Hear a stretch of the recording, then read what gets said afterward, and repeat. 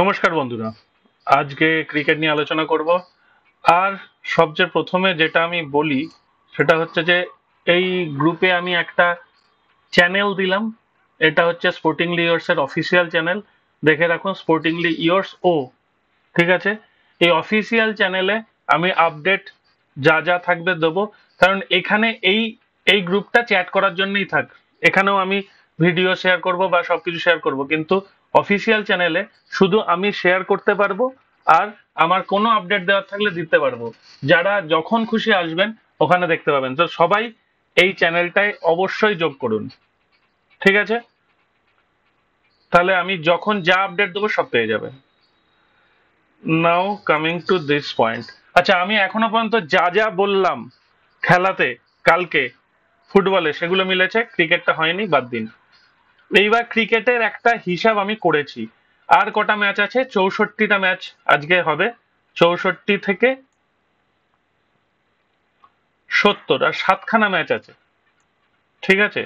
7খানা ম্যাচের মোটামুটি হিসাব আমি করেছি, সেই হিসাবটা আজকে বলছি, ঠিক আছে। প্রথম ম্যাচ যেটা আজকে আছে সেটা হচ্ছে Delhi Capitals versus Lucknow super giant. DC versus LSG, এইটা মাথায় রেখে আমি একটা হিসাব করেছি।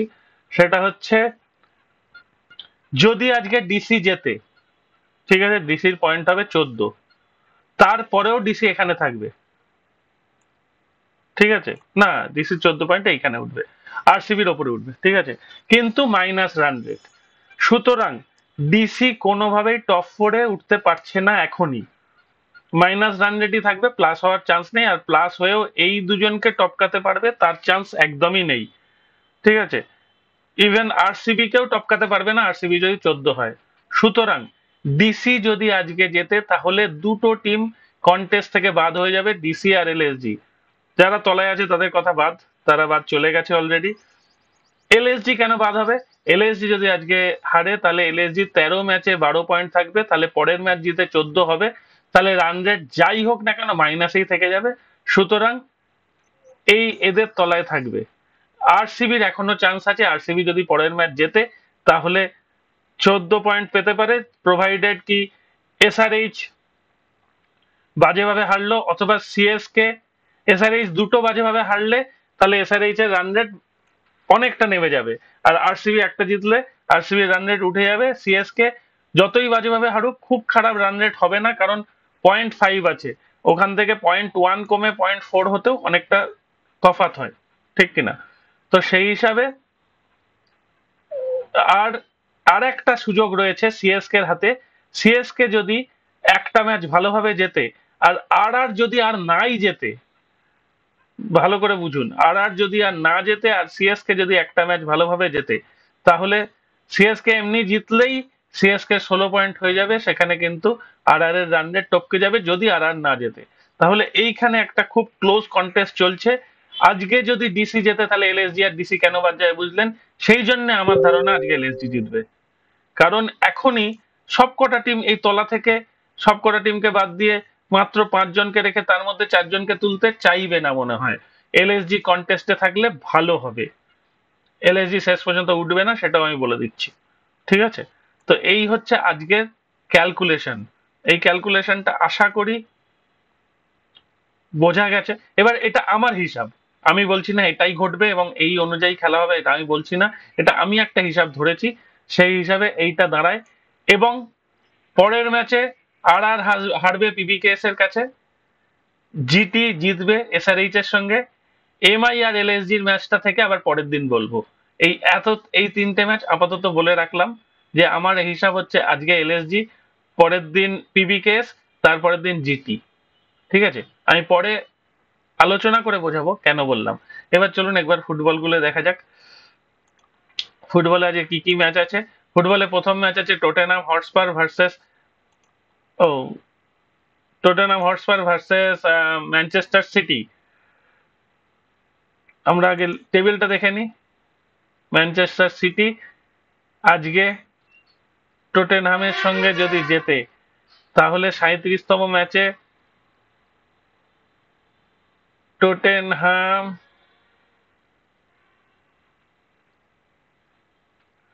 এখানটা দুর্দান্ত একটা জায়গায় পড়ে আছে, ইন্টারেস্টিং পয়েন্ট। দেখুন আজকে যদি ম্যানচেস্টার সিটি জিতে যায় তাহলে 37 ম্যাচে হয়ে যাবে 88 পয়েন্ট, 3 পয়েন্ট পাবে। অন্যদিকে যদি ড্র করে তাহলে 86 পয়েন্ট পাবে, তাহলে একদম 37 ম্যাচে সমান সমান দাঁড়াবে। তাহলে 38তম ম্যাচে যা হবে সেইটা অনুযায়ী খেলা চলবে। 38 ম্যাচে এও যদি জেতে আর এও যদি জেতে তাহলে গোল ডিফারেন্স একটা ম্যাটার করবে। গোল ডিফারেন্সে কিন্তু ম্যান সিটি পিছিয়ে আছে, যদিও 3টে গোলের ডিফারেন্সে পিছিয়ে আছে, তবু পিছিয়ে আছে কিন্তু। তো আজকের ম্যাচটা, টটেনহামের ম্যাচটা, কালকে বলেছিলাম লিভারপুল অ্যাস্টন ভিলা ড্র হবে, দেখুন ড্র হয়েছে। ঠিক আজকে টটেনহামের ম্যাচটা টটেনহাম জিতলে টটেনহাম ক্লোজার হয়ে যাবে অনেকটা অ্যাস্টন ভিলার কাছে।